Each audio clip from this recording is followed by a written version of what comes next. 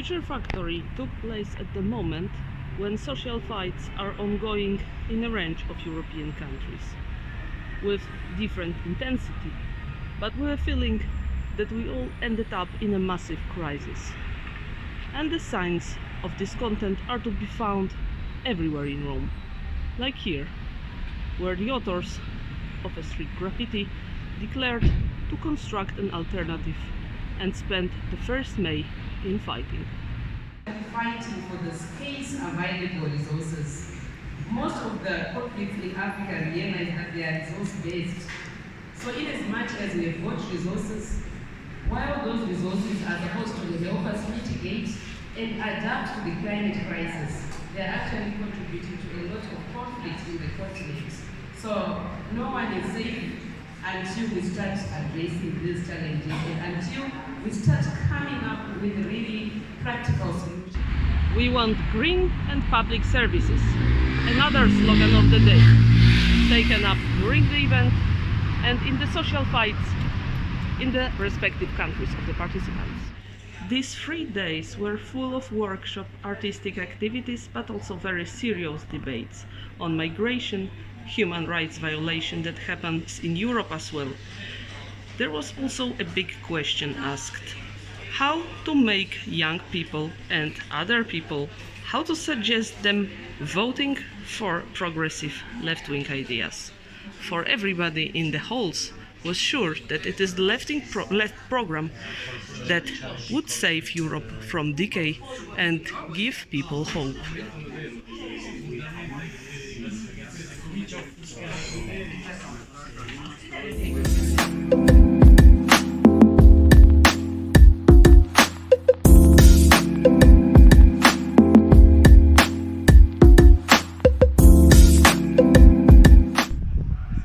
Peace was another recurring issue during these 3 days at Future Factory.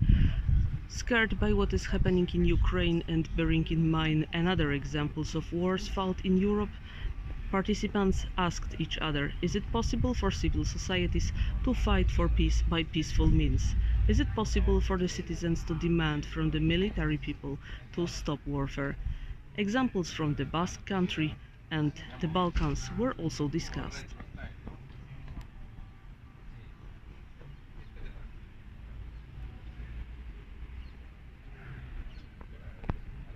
Yep.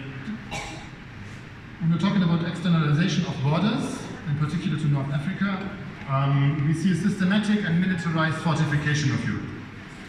I'm not telling you something new, I guess. Anyway, this processes are framed by governments in Europe as necessary to protect European societies, welfare states, labor markets. I had to move into my parents' flat because he could not heat his house.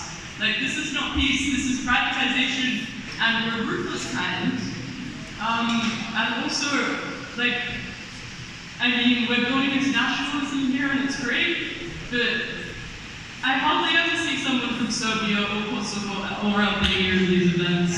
And I think if we really want to build European internationalism and talk about the future of Europe, we have to really include us because, Future Factory would not be complete without a talk about economical inequalities as well. The participants discussed how we can demand to the powerful of the world not to push the living crisis cost onto the shoulders of us all. A demand to social organizations to be more militant, to take up basic demands of the workers' movement out and loud was articulated. Learn to collectivize and bargain in and outside of the trade union movement. And for me, also a European unionism that is progressive and enlightened means that it has to stand up with other movements, housing rights, yeah? Also anti-racist fights, pro-migration fights. Yeah? Comrades will be soon getting home to continue fights they are involved in. There are social problems to solve in every single country who had a representative in this year's assembly and to the next year's future factory.